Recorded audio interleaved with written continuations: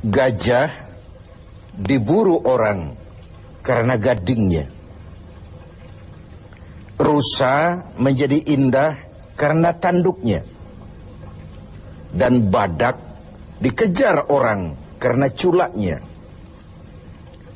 Gajah yang tak bergading, rusa yang tak bertanduk, bahkan badak yang tak berculak, segera kehilangan keindahannya. Demikian kalau ini kita pindahkan kepada nilai-nilai keimanan. Orang yang beriman dikenal karena ia punya ciri, punya tanda. Apa tandanya? Al-Anfal ayat 2 dan 3 menjelaskan itu. Innamal mu'minun, sesungguhnya yang benar-benar dinamakan orang beriman itu, siapa mereka? Pertama, alladzina idza dzukirallahu wajilat qulubuhum. Apabila disebut nama Allah, bergetar hatinya. Nama Allah sanggup menggugah jiwanya. Bagaimana ini bisa terjadi? Dalam hidup Allah memberikan satu hati kepada kita. Di hati yang cuma satu itu terkumpul sejuta rasa. Apa yang paling mengambil tempat terbesar di hati kita, itulah yang kalau disebut hati akan bergetar. Jadi kalau hati sepenuhnya sebagian besar diisi harta, di sebagian besar diisi pangkat dan jabatan, sebagian besar diisi dengan segala macam yang lain, itu yang akan membuat dia bergetar. Orang-orang yang beriman, sebagian besar hatinya diisi oleh Allah. Nama Allah sanggup menggugah jiwanya, menggetarkan hatinya. Dari sini timbul sikap etika otonom. Sekarang ini pun ditekan orang. Hei, kamu korupsi ya? Biar aja. Orang kan tahu, nggak apa-apa. Tuhan kan tahu, biarin. Tuhan tahu nggak ribut. Tapi kalau orang tahu 3 orang saja ribut sudah geger. Tuhan nggak ribut katanya. Bagaimana mau menggetarkan hati seperti itu? Orang yang beriman sebagian besar hatinya diisi Allah. Sehingga kalau disebut nama Allah bergetar dan pada gilirannya sanggup menggetarkan hati orang lain. Bukankah pada satu saat ketika Rasul sedang tidur, datang orang kafir bernama Da'sur menghunus pedang. Muhammad, kalau saya tebas batang lehermu, siapa yang akan menolongmu sekarang? Dengan tenang dan tegar Rasul menjawab, Allah yang akan menolong saya. Mendengar kalimat Allah, Da'sur gemetar. Pedang jatuh, diambil oleh Rasul. Kalau sekarang saya balikan pedang ini ke lehermu, siapa yang akan menolongmu, Da'sur? Tidak ada ya Rasul, kecuali kalau kau mau memaafkan saya. Diberikan pedang itu oleh Rasul. Jangan ulangi lagi perbuatanmu. 2 sisi dari cerita pendek ini. Pertama, bagaimana mudahnya Rasul memaafkan orang yang nyata-nyata mau menghabisi jiwanya. Yang kedua, kalimat Allah ketika diucapkan oleh Rasul yang batinnya bersih, menggetarkan Da'sur, menggetarkan hati orang lain. Yang kedua, wa idza tuliyat alaihim ayatuhu zadathum imana.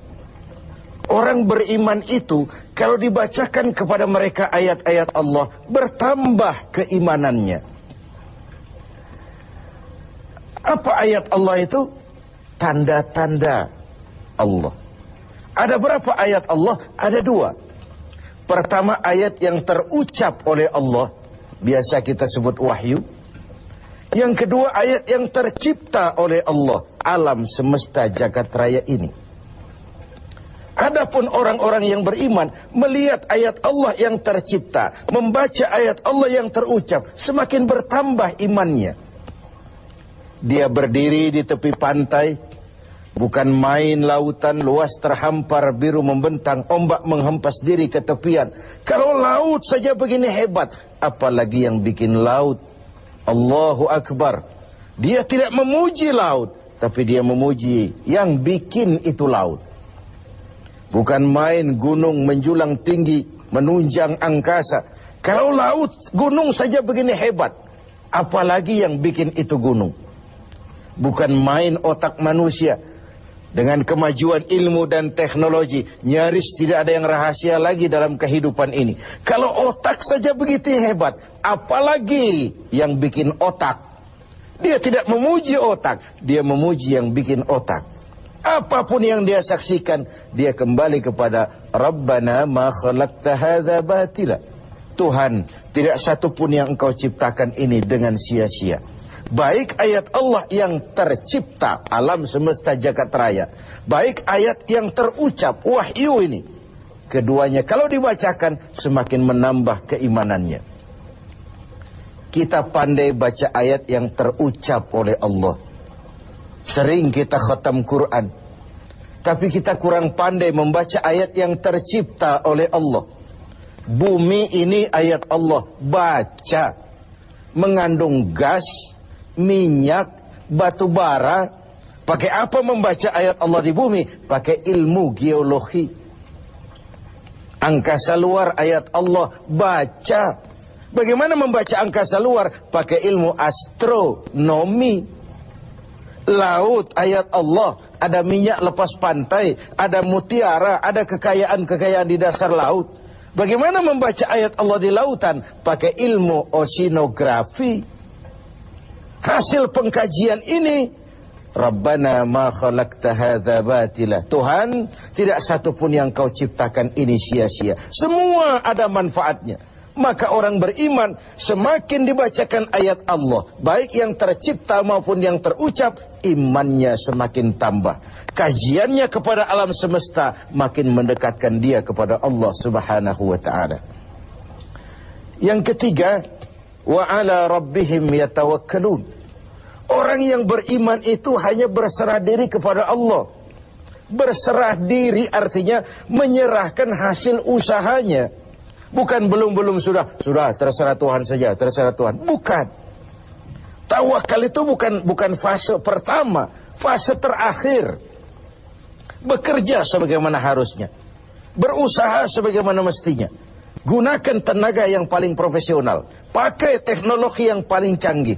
Setelah semua itu terlaksana, baru wa ala rabbihim yatawakkalun. Berdoa, mohon pertolongan Allah, kemudian berserah diri sepenuhnya. Kalau dia berhasil, dia tidak lupa diri. Kalau dia gagal, dia tidak putus asa. Bukan lalu kita jadi apatis. Bukan lalu kita belum apa-apa sudah terserah Tuhan. Tidak. Wa ala rabbihim yatawakkalun, menyerahkan segala hasil usahanya kepada Allah Subhanahu wa ta'ala. Dari situ dia husnuzan, baik sangka kepada Allah. Kalau gagal, cuma tertunda. Kalau berhasil, tidak lupa daratan. Dan husnuzan ini penting, sebab kalau tidak, buruk sangka saja kita. Saya akan sholatnya rajin, kok rezeki seret bener sih. Saya akan puasanya nggak bocor-bocor, tapi mau lebaran kok nggak dapat THR sih. Ada seorang petani, selesai bekerja di ladang, tidur, istirahat di bawah pohon beringin. Di sebelah pohon beringin ada pohon semangka. Sambil menerawang berpikir si petani, Tuhan kok tidak adil. Masa beringin pohonnya besar, buahnya kecil. Ini semangka pohonnya kecil, buahnya besar. Tidak adil ini. Tuhan bukan arsitek ulung. Mestinya supaya enak dilihat, beringin pohonnya besar, buahnya sebesar buah semangka. Semangka yang pohonnya kecil, buahnya sekecil buah beringin saja. Tidak adil Tuhan ini. Baru dia selesai berpikir Tuhan tidak adil itu, jatuh sebutir buah beringin tepat menimpa hidungnya. Dia terkejut. Astagfirullahaladzim. Kalau begitu Tuhan benar-benar adil. Coba kalau buah beringin sebesar semangka barusan jatuh nimpa hidung saya, kayak apa potongan saya sekarang? Ayo kita jujur. Dalam hidup kan kita sering begitu. 1 menit yang lalu dia masih berkata Tuhan tidak adil. 1 menit kemudian dia sudah berkata Tuhan benar-benar adil. Ini perlunya baik sangka kepada Allah Subhanahu wa ta'ala. Dan disitulah perlunya tawakal itu. Yang keempat, alladzina yuqimuna shalah. Orang beriman itu mendirikan sholat. Selalu kata-kata sholat bergandeng dengan aqimis sholat. Dirikan, bukan kerjakan. Saya ingin berkata maaf, banyak di antara kita yang sudah mengerjakan sholat, tapi belum mendirikan sholat. Sebab mendirikan sholat artinya mengerjakan sholat dengan benar, cukup syarat rukunnya. Selesai sholat, ajaran sholat diterjemahkan dalam kehidupan. Ada kontinuitas, ada kesinambungan. Kalau sekedar mengerjakan saja, ya selesai pekerjaan, selesai. Habis sholat, maksiat lagi. Habis sholat, sombongnya jalan terus. Habis sholat, pelitnya nggak pernah hilang. Beda dengan mendirikan. Ketika takbir, pada posisi berdiri, arahkan pandanganmu ke tempat sujud. Ini filosofinya apa? Kau kalau sudah di atas, ingat dengan yang di bawah. Kau sudah kaya, ingat sama yang miskin. Kau sudah berkuasa, lindungi yang rakyat jelata. Kau sudah jadi orang alim, bimbing yang awam. Sholat, berdiri, arahkan pandangan ke tempat sujud. Ini mendirikan, bukan sekedar mengerjakan. Orang yang beriman punya sandaran vertikal. Ini yang penting. Punya sandaran vertikal kepada Allah saja. Kalau kita bersandar ke tiang, tiangnya runtuh, rubuh, kita jatuh. Kita bersandar kepada orang kaya, dia jatuh miskin, kita selesai. Bersandar kita kepada jenderal, dia pensiun, kita tamat. Orang yang beriman, alladzina yuqimuna shalah, dia hanya punya sandaran vertikal kepada Allah saja. Kalau hidup sudah mulai kita gantungkan kepada manusia, bersiaplah untuk kecewa. Berharap tentu, bergantung hanya kepada Allah. Yang terakhir, wa mimma razaqnahum yunfikun. Orang yang beriman ini menginfakkan sebagian dari harta yang diberikan Allah di jalan Allah. Dijadikannya harta itu sebagai alat, bukan sebagai tujuan. Diperbudaknya harta, bukan dia menjadi budak harta. Cari uang, tapi sudah dapat, hai uang, karena kau milikku, kau harus jadi budakku. Jangan aku yang jadi budak kau, uang. Cari harta, karena kau milikku, kau harus jadi budakku. Jangan aku yang kau perbudak. Wa mimma razaqnahum yunfikun. Saya ingin menekankan, harta kita yang sebenarnya adalah yang sudah kita belanjakan di jalan Allah. Yang kita simpan di bank, kita simpan di rumah, kita simpan di saku, harta kita sementara. Besok dia akan pindah jadi milik orang lain. Tapi yang kita belanjakan di jalan Allah, itulah milik kita yang sebenarnya.